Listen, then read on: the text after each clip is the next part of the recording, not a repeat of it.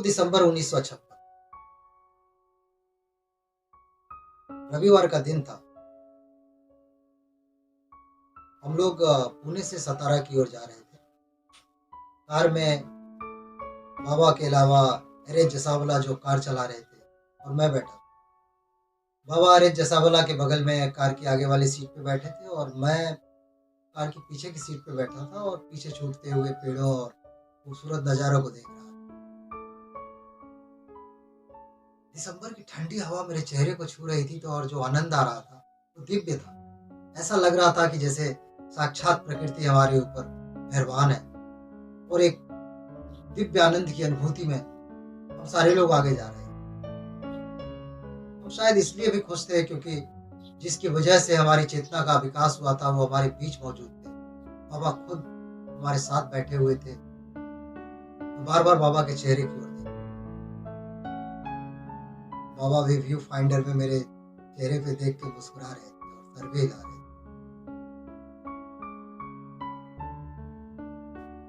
बाबा से मैं 30 साल पहले मिला था जब मैं मेडिकल का स्टूडेंट था। पहली मुलाकात में ही कुछ ऐसा घटित हो गया कि मैं बार बार बाबा के पास आने जाने लगा। तो बाबा ने कहा कि देखो अभी तुम पढ़ाई कर रहे हो, पढ़ाई करो, अभी मेरे पास आने की जरूरत नहीं है। उनका बाबा मुझे जरूरत है आपकी।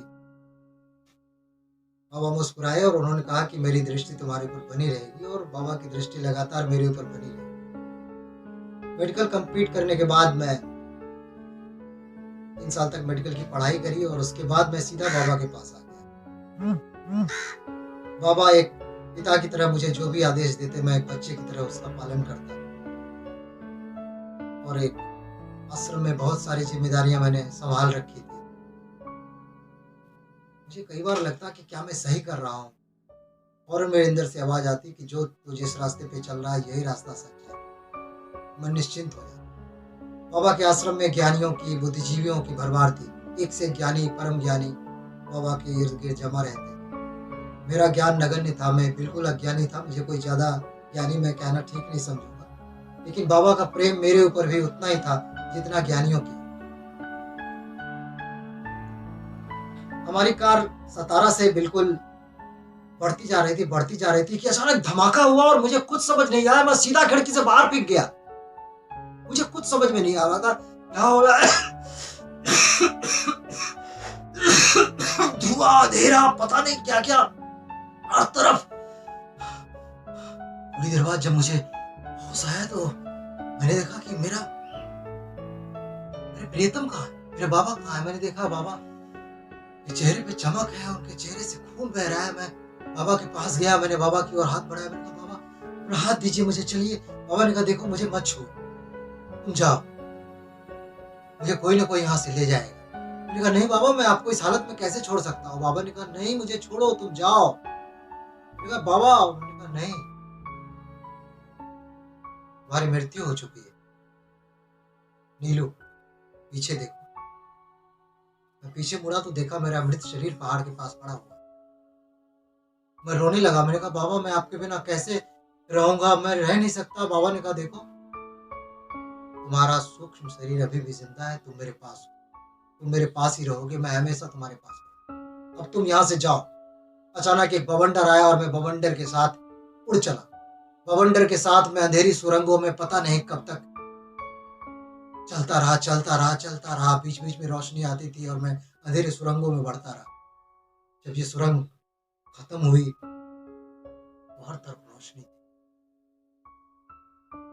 माहौल यहाँ का दिव्य था और देखा मैंने बाबा सफेद वस्त्रों में मुझे देख के मुस्कुरा रहे थे। मैं बाबा के पास गया, बाबा ने मुझे गले लगा लिया। बाबा ने मुझे अपनी गोद में बिठाया। बाबा ने मुझे गोद में बिठाया। फिर तो मुझे किसी चीज की जरूरत ही नहीं रही, ना समय का ध्यान रहा, ना शरीर का ध्यान रहा। एक अजब ही आनंद की अनुभूति। तब तक मैं लग रहा था कि स्वर्ग में पड़ा हुआ हूँ और वो पल जैसे बस चल रहा था। अचानक एक दिन बाबा ने मेरा ध्यान तोड़ा और बोला नीलू 10 साल हो गए, तुम्हें धरती पे जाना पड़ेगा। मैंने कहा बाबा मैं दोबारा आपको छोड़ के वापस नहीं जाना चाहता। बाबा मैं धरती पे जाके क्या करूंगा। बाबा ने कहा नहीं, तुम्हें जन्म लेना पड़ेगा। बाबा के आदेश के आगे मुझे बाबा ने मुझे अनुमति दी कि तुम अपने माता पिता का चुनाव कर सकते हो। फिर मैंने आंध्र प्रदेश के एक दंपति राज लक्ष्मी और सूरज प्रकाश रेड्डी के घर लड़की के रूप में चला। मेरे घर में बचपन से अध्यात्म का माहौल था। रामायण, महाभारत, गीता, रसखान, मीरा सब हमारे यहाँ पढ़े जा रहे थे और हमारी आध्यात्मिक चेतना बढ़ती ही जा रही थी। मैं पढ़ाई में बहुत अच्छी थी। बिजनेस और फाइनेंस की पढ़ाई करने के बाद मेरी वेणुगोपाल से शादी हुई। मेरे दो बच्चे हुए। 2001 में बाबा के आश्रम में मेरा आना हुआ। तब से मेरा बाबा से दोबारा परिचय हुआ। एक बार जब मेरा बाबा से परिचय हुआ, फिर मुझे किसी और चीज की कोई भी जरूरत नहीं। बाबा मेरे पास थे, बाबा मेरे पास थे, बाबा की दुआएं मेरे साथ थी। बाबा जी, बाबा जी, बाबा जी,